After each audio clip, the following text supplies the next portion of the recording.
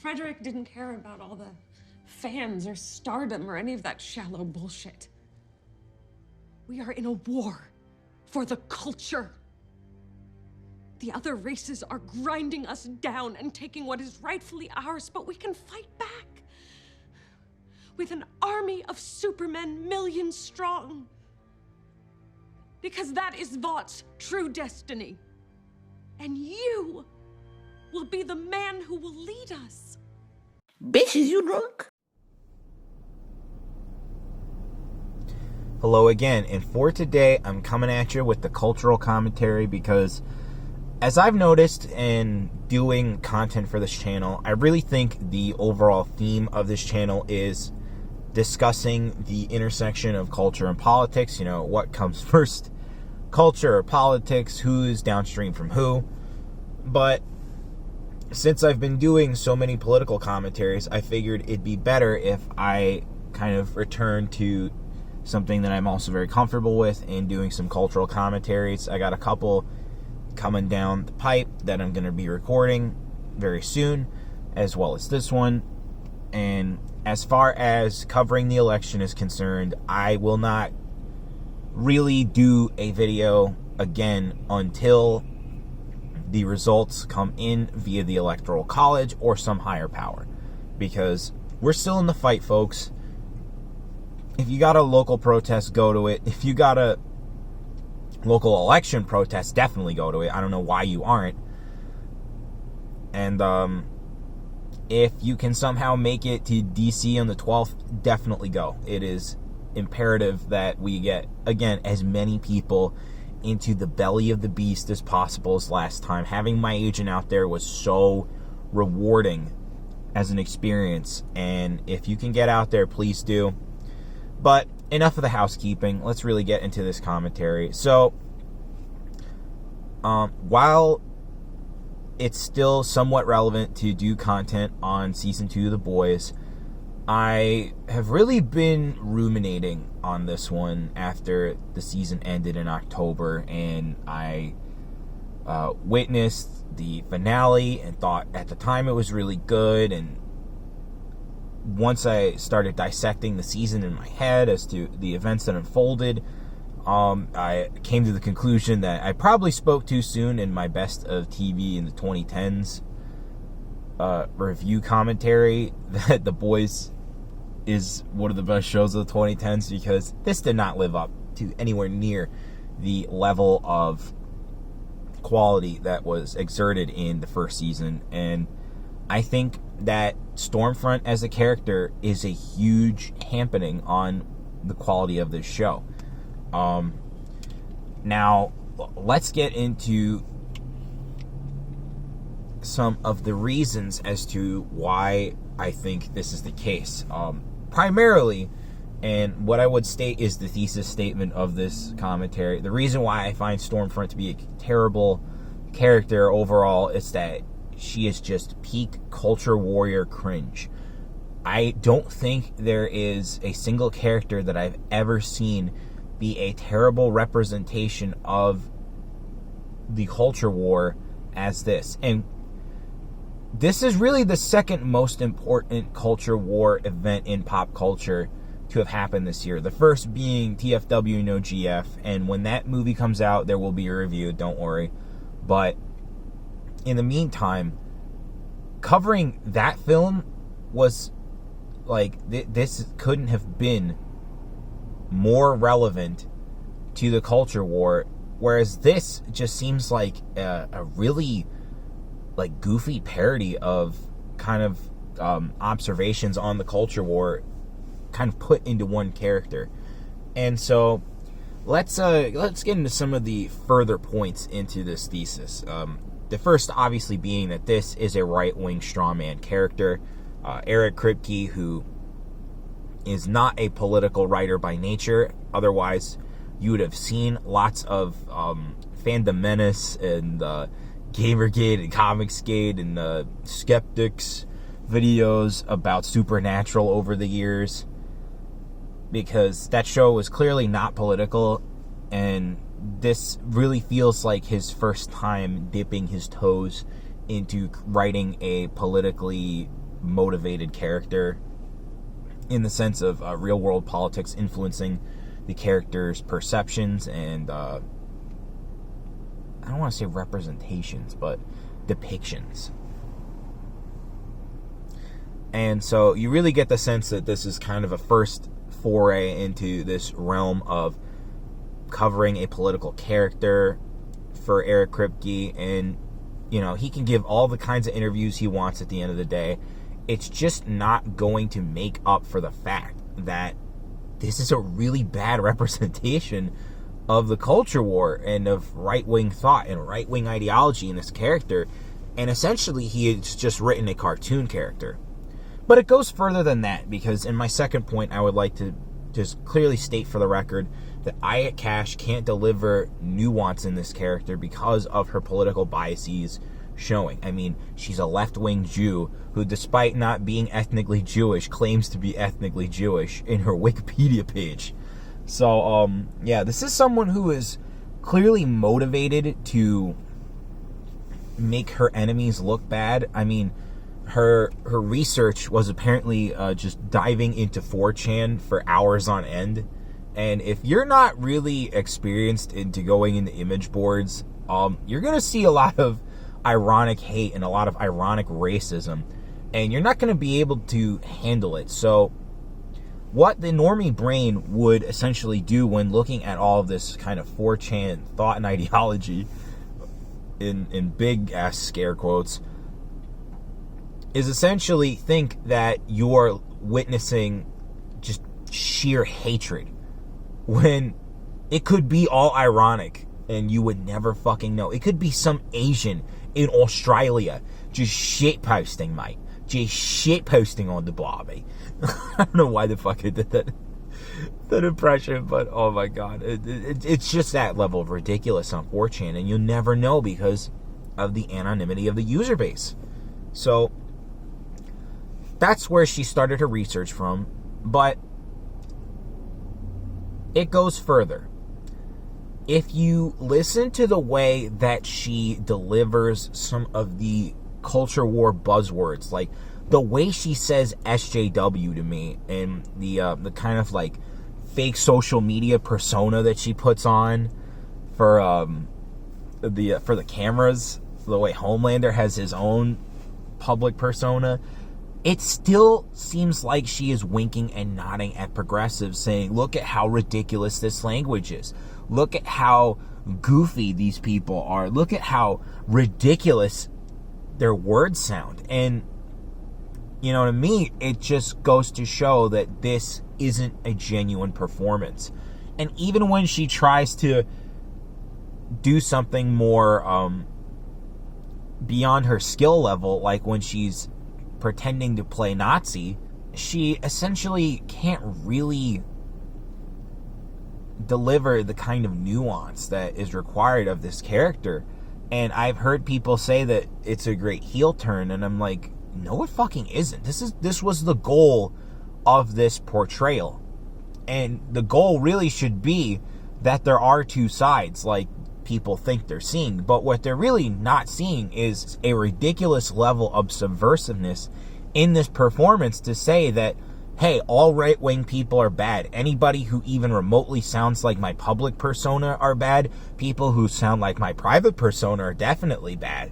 And, you know, all right-wingers are Nazis, you know. And essentially, this is a nuance-free performance. This is pure propaganda. This is pure cartoon character bullshit.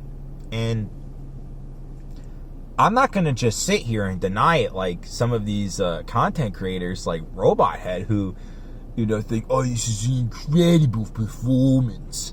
And it's like, no, it isn't, dude.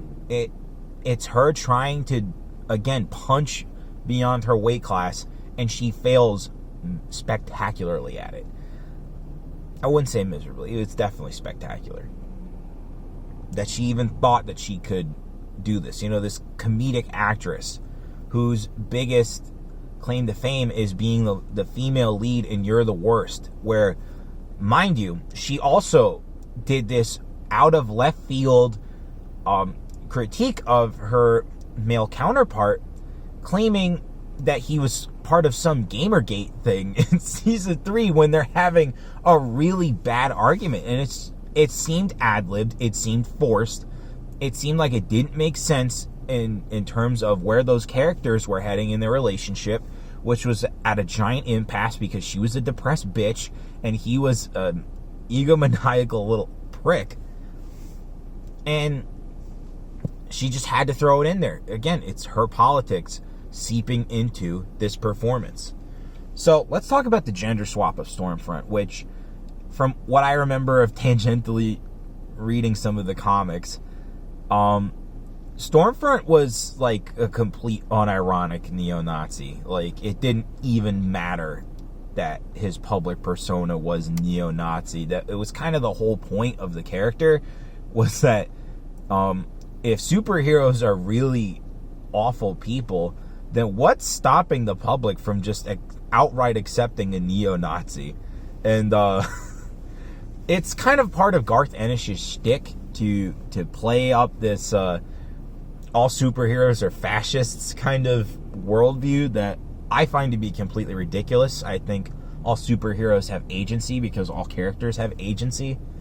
And to broad brush stroke superheroes as something bad, simply to me is just stupid. But again, I'm not Garth Ennis. I don't have a fucking comic book writing career that was given to me by people who love superheroes, so whatever. However, overall, I do not think that this gender swap did anything other than attempt to make an appeal to the main villain as a female foil. And especially in those scenes where she's like, we're in the soul of the culture, or whatever. Like, it seemed like Homelander just didn't give a shit about any of her ideas and just wanted the poon. Just wanted the puss. Overall, it just made Homelander seem like even more of a sociopath, that he would use this disgusting woman who believes all these things, who is this evil person, as just a fucking cum dumpster. So if they really wanted to say something profound about Homelander, I don't really think they did. I just think they gave just have another foil like he did with Sitwell. But what was so great about that gender swap is that it created this like incredibly creepy mother-son relationship with his boss that, you know, no one likes to talk about those kinds of improprieties in the workplace, but they probably do exist. And they probably are horrifying if you were to uncover the truth. But again, with the relationship between Homelander and Stormfront, it starts off antagonistic. It then becomes quote-unquote romantic. And again, I don't see Homelander thinking of Stormfront as anything other than a cum dumpster. Because every time he tries to appeal to her more intellectual side, he just doesn't understand what the hell she's throwing down. And at the end of the day, you know, this story of the boy is essentially a story between Billy Butcher and Homelander, and they're kind of dueling, I don't want to say schemes, but they're definitely constantly coming into conflict with each other, and they will use literally everyone at their disposal as cannon fodder to get after each other. And the way I see it, it just went nowhere. And there's something else that also didn't go anywhere with Stormfront, and that's her backstory as Lady Liberty. I mean, that I thought was going to be a key tie-in to the whole season, is that we find out that, like, the superhero program was essentially started by racists and started by someone who actively didn't want black people anywhere near them. And the only thing it really fed into was motivation for A-Train to just fucking dox the bitch's history as a high-ranking member of the SS. I mean, that's all it was. And I really wanted to see more of the Lady Liberty character. And overall, on the show as a whole, I think it was just an okay season. I'm curious as to where it goes next. I am not really excited for the fact that people are starting to treat it, specifically in corporate structure at Amazon, as this show becoming the next Game of Thrones. Because as we've seen with Game of Thrones, they really squandered that opportunity to make something even bigger by fucking up the last season of Game of Thrones. And if Amazon does what they're planning on doing with this, like, college Teen Titans style spin-off show, and, you know, just, again, oversaturating the market with content based in this universe of The Boys, I feel like the property overall is going to diminish in quality. And I don't really think lots of studios have the maneuverability right now to take a giant L. So you really got to look out. And with all that being said, in conclusion, this is my overall argument as to why I find Stormfront to be a terrible character. I really was hoping that they could turn this around, but honestly, from like the initial press releases about Aya Cash being Stormfront and Stormfront being a woman and all this crap, I kind of figured they would use it as some kind of political propaganda, but this is just like, again, it's just cartoon character level of political propaganda, and there's no point for it. I mean, the show is already ridiculous enough. Just keep it in that world. You know, if Soldier Boy has anything remotely close to this, I might actually just quit the show. I don't think there would be any purpose in watching this schlock, because it's no longer fun schlock. It's just schlock for the sake of going for it. And when you have producers like Seth Rogen on this property, who, again, are politically motivated people. I mean, he did donate massively to lots of Black Lives Matter charities. He did that ridiculous Bud Light wage gap campaign with Amy Schumer years ago. I mean, this guy is really known for getting high and laughing like and that's all of his fucking movies, essentially. And he just plays himself, and his friends play themselves. And again, there's no real point to his career other than he is apparently affable to a lot of people. And I, again, I find his whole personality to just really rub off on me the wrong way, because it's just, again, the same tired schlock. And now he's injecting himself into Hollywood as being some kind of power player, and I really do feel like there is some kind of an agenda being pushed by a lot of these politically minded people in Hollywood. They want to promote progressivism, and they want to demonize anything conservative. There will never be another John Wayne, and if there are more characters like Stormfront that come down the pipe, this is what will happen. It will just not work for any conservative in the entertainment industry. So, to the people out there who think that Stormfront is a good character, well, you better tread lightly, because they are just going to spoon feed you more of this ridiculous cartoon character bullshit.